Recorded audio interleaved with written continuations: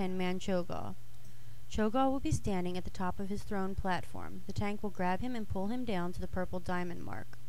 Cho'gall will periodically cast Conversion on 2 random raid members, making them worship him.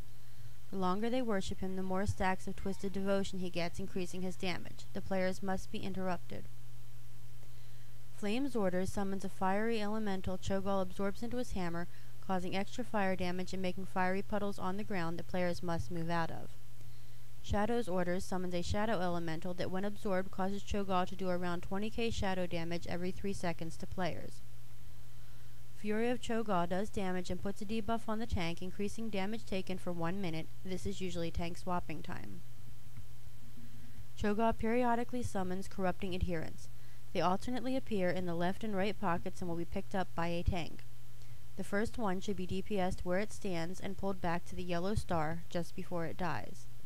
The second needs to be pulled across the room, DPS'd at the red X, then pulled to the blue square before it dies. The third will be killed at X. These adds form puddles as they die. Shortly after the adherent is summoned, Cho'gall will cast Festering Blood, which causes oozes to spawn from the puddles.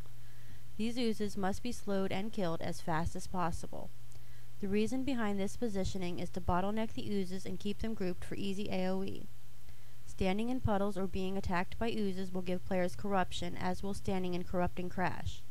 If an adherent is not dead when Fester Blood is cast, its blood sprays out, causing damage and corruption to all players within 20 yards. Also, adherents must be interrupted while casting Depravity, which also causes corruption.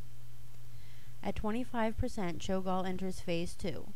The room fills with shadow, which causes damage and increases corruption. Darkened creations are eye tentacles, which must be burned down, as they will cast a debilitating beam, which causes damage and reduces healing and damage players do by 75%. Be sure to rescue your healers first.